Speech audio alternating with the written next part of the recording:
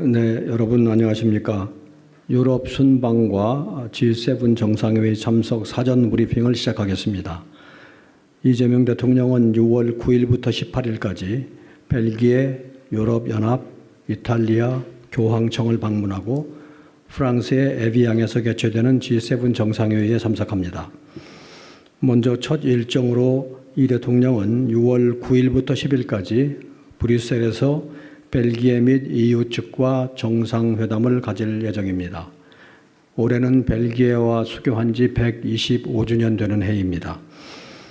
EU의 경우에 우리 정상의 8년 만의 양자 방문이고 이 대통령은 지난해에 캐나다의 G7 정상회의 계기에 회담을 한 데 이어서 코스타 EU 정상회의 상임의장 및 폰데 라이언 집행위원장과 1년 만에 정상회담을 갖게 됩니다. 이어서 이탈리아 마타렐라 대통령의 초청으로 6월 11일부터 13일까지 이탈리아를 국빈 방문합니다. 마타렐라 대통령과의 정상회담뿐 아니라 멜로니 총리와도 작년 9월 유엔 총회 계기에 회담을 한 바 있습니다. 그리고 올해 1월에는 멜로니 총리의 공식 방한 계기에 회담을 했고 이번에는 세 번째 공식 회담이 됩니다. 또한 이탈리아 측의 국빈 행사 프로그램에 따라서 로마뿐만 아니라 피렌체 방문도 계획되어 있습니다. 이어서 6월 14일부터 15일까지 교황청을 방문하여 교황과 면담하고 교황청 국무원장과도 만남을 가질 예정입니다. 지난해 5월에 레오 14세 교황이 즉위한 후에 약 1년 만에 우리 정상의 교황청 방문이 이루어지는 것입니다. 이 대통령은 마지막으로 6월 16일부터 17일까지 프랑스의 에비앙에서 개최되는 G7 정상회의에 참석합니다. 그러면 세부적으로 말씀을 드려보겠습니다. 벨기에 일정입니다. 이 대통령은 6월 9일 저녁 브뤼셀에 도착하여 우리 동포들과의 만찬 간담회로 벨기에 방문 일정을 시작합니다. 6월 10일 오전에는 드 웨베흐 벨기에 총리와 정상회담을 한 후에 오후에 필립 벨기에 국왕과 면담을 가질 예정입니다. 벨기에 방문의 길의 성과입니다. 첫째로 정상 간 신뢰와 유대감 구축 및 양국 간 향후 협력 방안 모색입니다.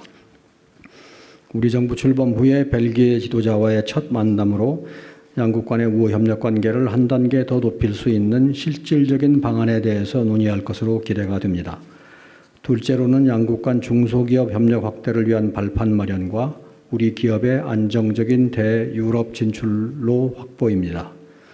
벨기에는 EU 내의 제2의 항구인 앤트워프 항이 소재한 유럽 물류의 중심지이자 화학, 바이오 등 클러스터 산업이 발달한 나라입니다. 우리 기업들이 벨기에에 활발히 진출하여 전 유럽으로 뻗어나가는 토대를 마련하도록 하겠습니다.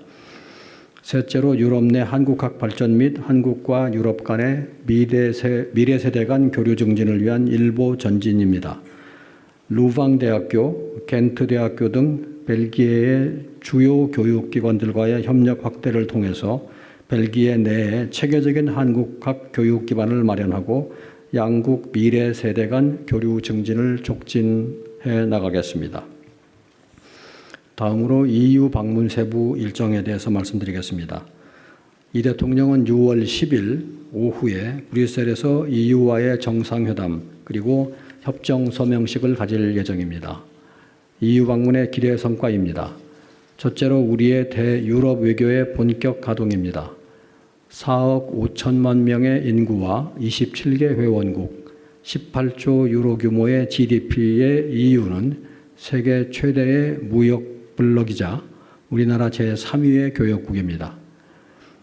또한 규범 기반의 다자주의 국제질서, 민주주의와 시장경제 등 우리와 가치를 공유하는 EU는 우리가 G7 외교 강국으로 도약하는 데 있어서 필수적인 협력 대상입니다.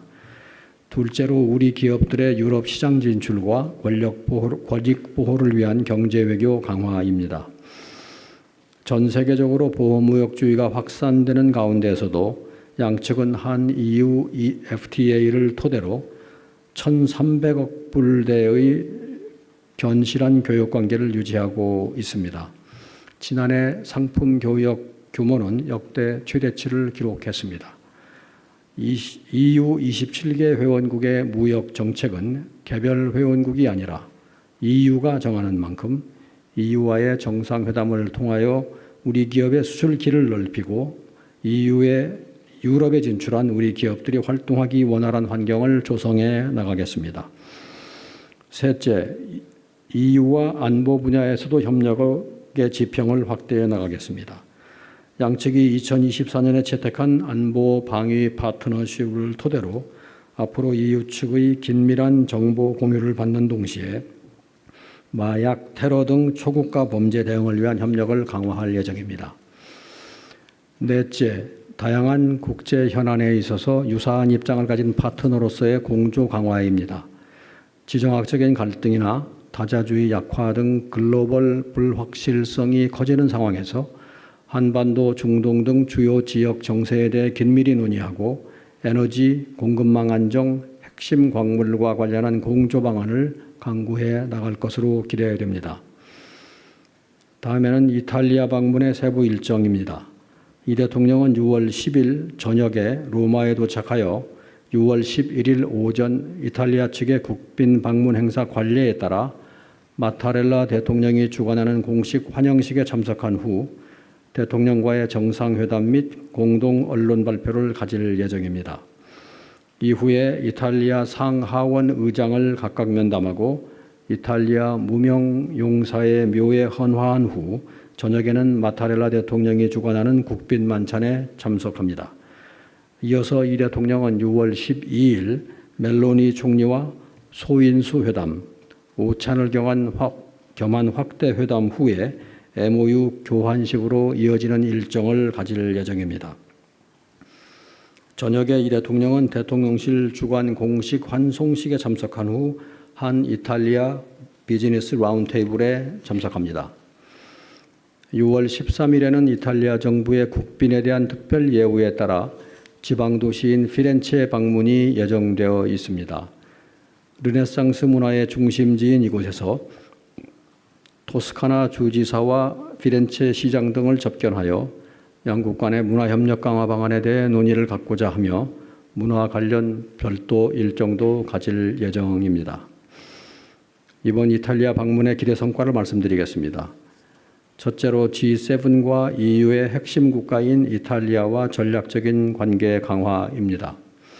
우리의 EU 내 4대 교역국이자 EU, G7, G20의 주요국인 이탈리아는 해양과 대륙을 잇는 지리적 조건, 고부가 제조업 중심 수출 경제, 문화적 매력에 기반한 소프트 파워에 이르기까지 우리와는 많은 공통점을 지니고 있습니다.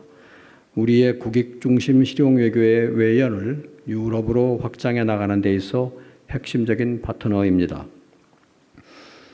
이번 방문은 중동 전쟁 등으로 격변하는 국제 정세 속에서 정부 출범 후 최초의 유럽 국빈 방문이라는 상징성을 가질 뿐만 아니라 양국 관계를 전방위적으로 강화하고 호혜적, 전략적 협력을 확대하기 위한 비전을 제시하는 계기가 될 것입니다. 이와 관련하여 지난 1월 멜로니 총리가 제안한 바 있는 2026년, 2030년 한 이탈리아 전략적 행동계획을 이번 방문 계기에 채택할 예정입니다. 둘째, 양국 첨단 산업 및 과학 분야의 실질 협력 강화입니다. 작년 9월 서울에서 열린 양국 간 비즈니스 포럼에 이어 이번에는 로마에서 비즈니스 라운드테이블을 개최합니다. 반도체, 항공우주, 에너지, 바이오 등 분야에서 호혜적인 비즈니스 기회를 창출하기 위한 기업 교류의 장이 될 것입니다. 또한 이번 방문 계기에 우리 중소기업 소상공인 지원을 위한 정책 교류와 사회 연대 경제, 생태계 활성화를 위한 방안 등 상호 관림사를 논의할 예정입니다. 아울러 기초과학, 우주, 방산 분야의 논의를 통해서 전통적인 과학 강국인 이탈리아와 첨단 기술 파트너십 고도화를 위한 기반을 마련하고자 합니다.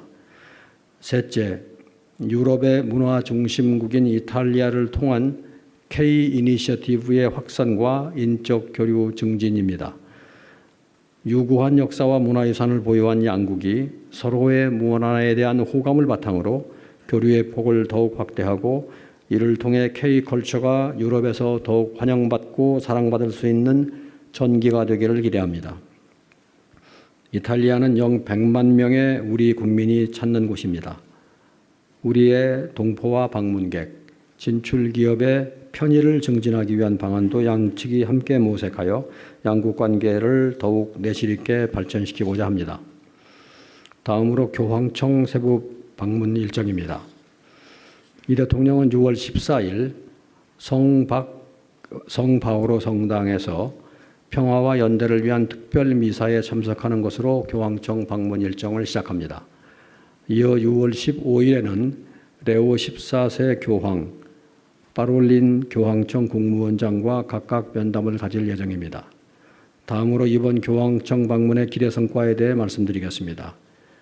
세계 평화의 상징인 교황과의 만남, 그리고 성바오로 대성당 특별미사 계기에 대통령님이 연설을 통해서 급변하는 국제 정세 속에서 전 세계의 평화와 연대를 향한 한국의 의지를 표명하고 이에 대한 교황청의 지지를 얻고자 합니다.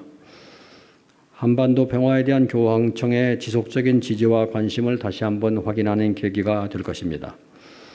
우리는 아시아 국가 두 번째이자 카톨릭이 다수 종교가 아닌 국가에서 최초로 개최되는 2027년 서울 세계 청년 대회를 앞두고 있습니다. 이번 방문을 통해서 내년 대회가 전 세계 청년들의 연대 장이 될 수 있도록 한국과 교황청의 협력 체계를 확고하게 구축할 것입니다. G7 정상회의 세분 일정에 대해서 말씀드리겠습니다. 이재명 대통령은 6월 16일 오후에 에비앙에 도착한 후 마크롱 대통령과 초청국 정상들과의 기념 촬영을 시작으로 G7 정상회의 공식 일정을 시작하시게 됩니다. 금번 G7 정상회의 시 우리를 포함한 G7 초청국이 참여하는 세션은 첫째 날인 16일 확대회의의 1세션, 둘째 날인 17일 오전 확대회의 2세션과 업무 오찬입니다. 첫째 날 저녁에는 프랑스 측이 준비한 공식 만찬 등 환영 행사에도 참석할 예정입니다. 세션별 주제와 발언 순서 등은 아직 협의가 진행 중이며 현재로서 개발 협력 등 국제 파트너십, 글로벌 경제 불균형 완화, AI 및 디지털 문제 등에 대해 정상들 간의 논의가 있을 것으로 보입니다.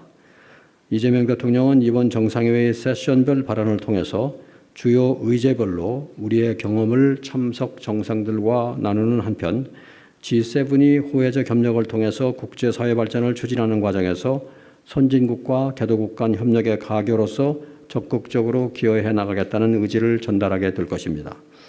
다음은 이번 G7 정상회의 참석의 기대 성과를 말씀드리겠습니다. 첫째, 우리나라는 2년 연속 G7 정상회의에 참석하면서 G7 플러스 글로벌 책임 강국으로서의 위상을 공고화할 수 있을 것으로 기대됩니다.